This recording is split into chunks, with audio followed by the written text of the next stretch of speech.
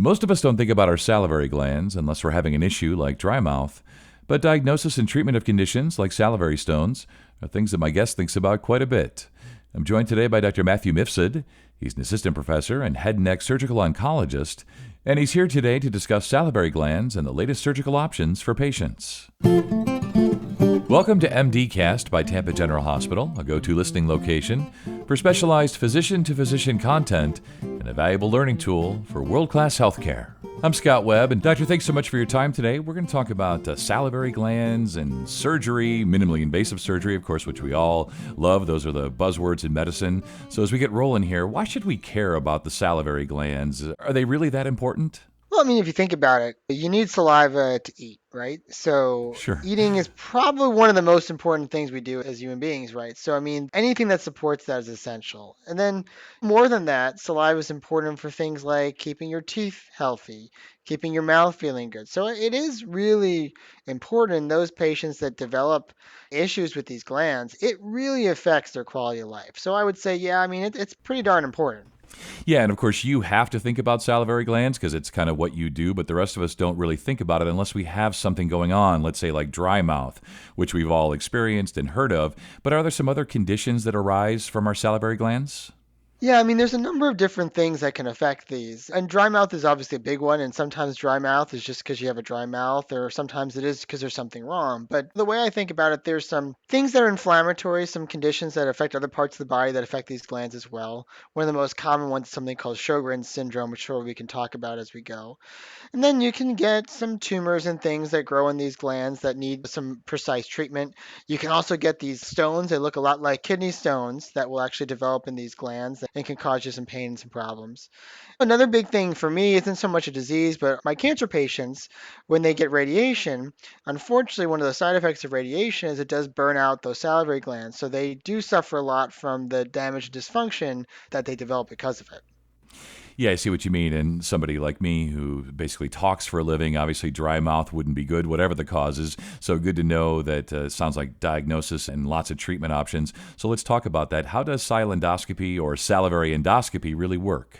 Yeah, so salivary endoscopies, I think, came to this country maybe almost 20 years ago, 18, but really has been more common the last 5 to 10 years. And it's kind of what it sounds. You have these really tiny scopes that were able to get a few millimeters in width.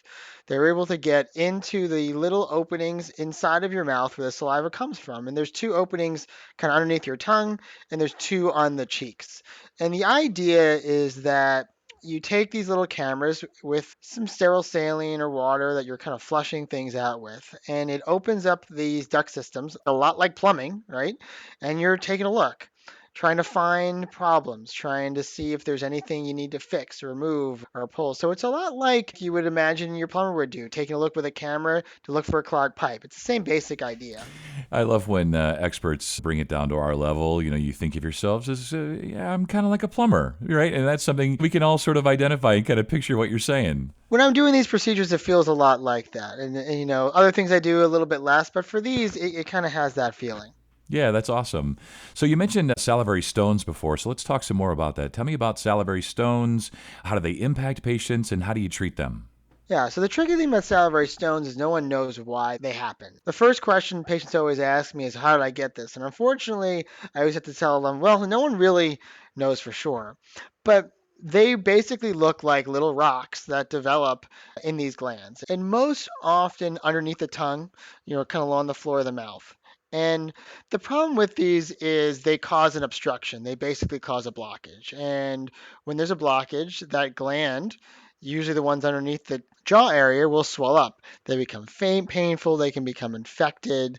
They really hurt. Sometimes people even have to come into the emergency room, they have that much of a bad infection. Kind of more milder version of that is every time somebody eats, as they salivate and that gland gets stimulated, they'll get pain and it makes it hard for them to eat. So that's how they usually will develop.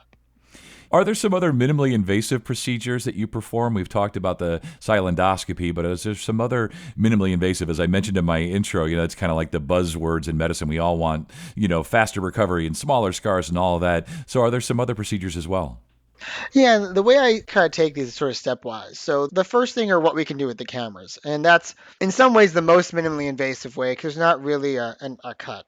But there's a lot of things we can do by making relatively small incisions inside of the mouth. And we do that sometimes if there's a really significant scarred area where we can make a little incision and kind of reroute the duct system and make that work. Or sometimes when there's a pretty large stone, we might not be able to get it out with a little basket or something with a little camera, but we can make a pretty tiny incision in the back near the tongue and remove that stone. And in the past, if you had a stone like that, really the only option you had was to take the whole gland out. And that's a much more involved surgery. It's not a huge surgery, but it's not a small one. You need to make an incision in the neck usually. You need to take this gland out. It can cause some cosmetic issues. And also there's some nerves that you could potentially damage doing that. So kind of avoiding have to do that is a big deal. And now with these sort of smaller surgeries, we can send the patients home the same day, maybe with some antibiotics and massage of that area, and that's all they really need. Yeah, it's amazing, when I talk to the experts just how far things have come. You say like what used to be or maybe what's still done, but we find more and more that the gold standards that are emerging now are the minimally invasive, go home the same day, just faster recovery, smaller scars, all those good things. It's been really educational today, Doctor. As we wrap up, what are your sort of final thoughts and takeaways when we think about salivary glands and the surgical options? What would you like folks to know? I think the key with anything, and I think this area in particular, the problems that happen in this area are not terribly common. So when you have something, you need to be in a situation where there's a lot of different tools, right? And I think what's nice about the practice we sort of developed here is, we can do anything that's needed. So we start with these very straightforward or simple procedures, the endoscopy procedures, the open procedures in the mouth and things of that. We also have some adjuncts to that. Occasionally we actually use Botox, like they use for cosmetics, but to treat the glands, to prevent them from excess salivation, things of that nature. And so we have those tools. But when there's something that's more serious, like a tumor or a cancer, something like that, we have those tools as well where we can actually go in and do the bigger operations if we need to. So having that kind of full service aspect is really good because we can take you from the most simple to the most complicated procedure and really make sure we really can tailor your plan. And then if it's something where I need somebody else's help from, or I need a different kind of doctor or an immune specialist or something, we can bring those in and add that to that surgical aspect. So I think it's really important to kind of be able to provide all those different things to your patient in kind of one place as opposed to I can do a little bit of this or a little bit of that and can't really do anything they might need. Yeah, so just sort of adding things up here today, a bit like a plumber at times. Exactly. Full service, one-stop shopping. You're speaking my language, Doctor. I appreciate it. So thanks so much for your time. You stay well. You as well. And thank you for listening to MDcast by Tampa General Hospital, which is available on all major streaming services for free. To collect your CME, please click on the link in the description. For other CME opportunities, including live webinars, on-demand videos, and local events offered to you by Tampa General Hospital, please visit cme.tgh.org.